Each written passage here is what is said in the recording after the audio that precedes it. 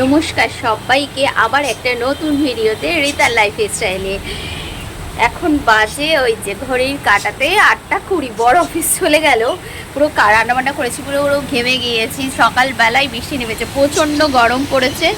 কি সকালবেলায় একদম ঝপঝপ করে বৃষ্টি নেমেছে। যাই না ছেলেকে কি করে স্কুল নিয়ে যেতে পারবো কি পারবো না, যাই হোক রেডি তো হই, তারপরে দেখা যাবে। যা গরমটাই পড়েছে, একটু বৃষ্টি হলে মানুষ স্বস্তি পায়। বাবা কি গরম পড়েছে। বৃষ্টি কিন্তু খুব জোরে হচ্ছে, অনেক জোরে বৃষ্টি হচ্ছে। পুরো বারান্দার পর্যন্ত আমার জল চলে এসেছে আজকে।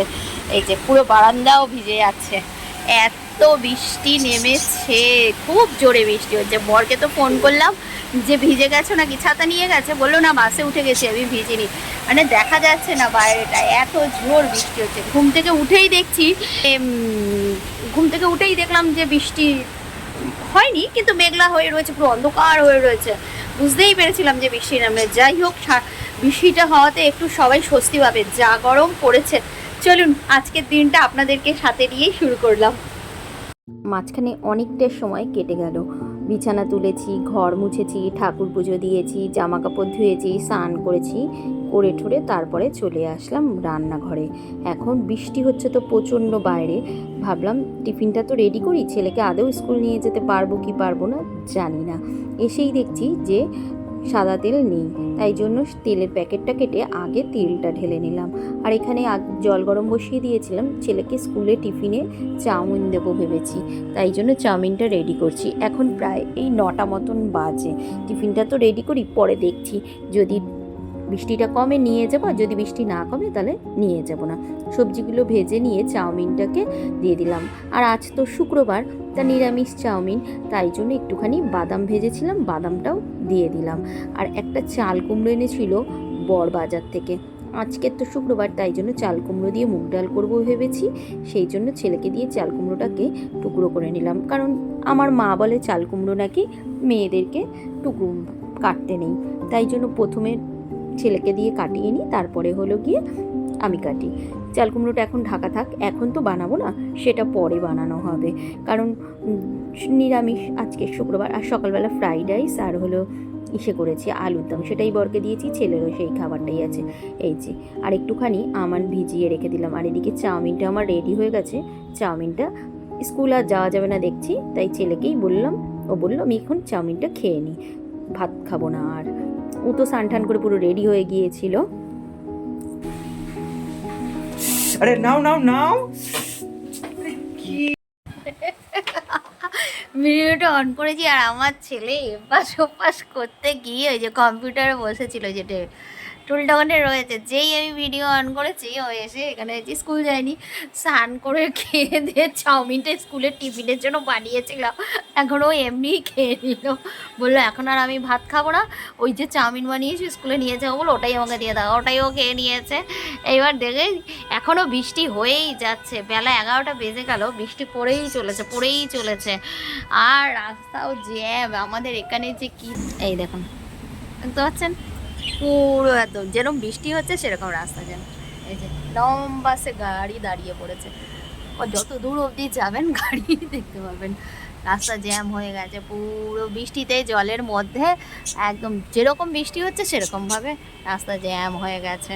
সকালবেলা ফ্রাইড রাইস আর আলুর দম করেছি, ওটা ছেলে খাবে। আর নিজের জন্য এখন একটু ডালিয়া বানাবো আজকে, ডালিয়া বানিয়ে খাবো। সমস্ত জামাকাপড়গুলো আজকে বারান্দায় দিয়েছি, কাচিনি, এই পরার যে জামাকাপড়গুলো, একটুখানি শুয়ে শুয়ে ফোন দেখছিলাম, তাই জন্য দেখছি যে আমার সামনে এসে বসে আছে, বলছে তুই আমাকে ভিডিওতে কিন্তু দেখাবে না।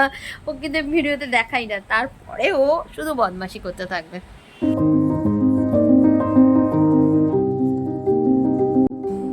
বৃষ্টির মধ্যে আজকের আর ভাত খাবো না, কারণ এখন তো ভাতটা একটু কমই খাচ্ছি, ওয়েট লস করছি বলে।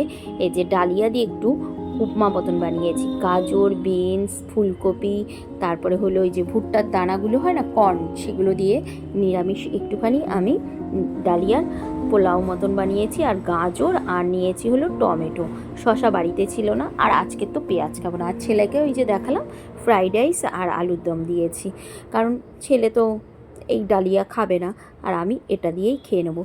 চলুন এবার খাওয়া দাওয়াটা করে নিই। খুবই কম পরিমাণ নিয়েছি, কেন বলুন তো, বেশি যদি খাই তাহলে পেটটা ভাঁড় হয়ে থাকে।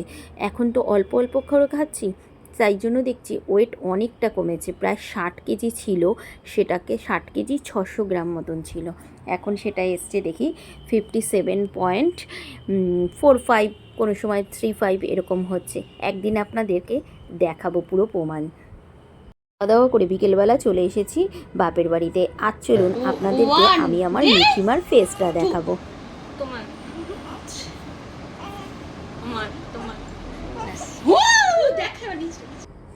এই দেখুন আমার মিঠিমা, 1 মাস হয়ে গিয়েছে, এখন সে অনেক ভালো আছে।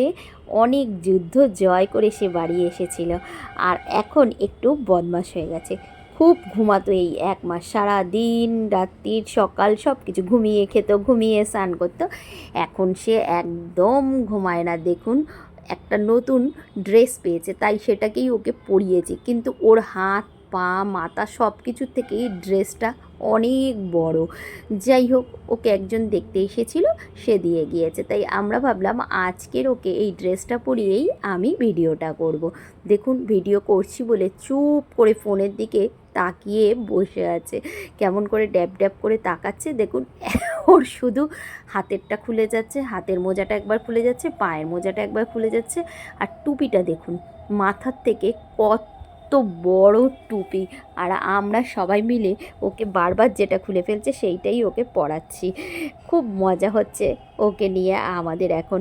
আর ওকে দেখুন, দেখেছেন পুরো ব্যাপারটাকে খুব এনজয় করছে, এক ফোঁটাও কাঁদেনি, বেশ হাসছে। এখনও পুরোপুরি হাসতে শেখেনি, বেশ একটা বুঝতে পারছে যে ওকে নিয়ে কিছু করা হচ্ছে। হাত পা প্রচণ্ড নাড়াচ্ছে। আমার সোনমা আজকের অনেক ভালো আছে, অনেক যুদ্ধ জয় করে এসেছে। তবে আজকের ভিডিও এখানেই শেষ করি, পরে দেখা হচ্ছে আবার একটা নতুন ভিডিওতে।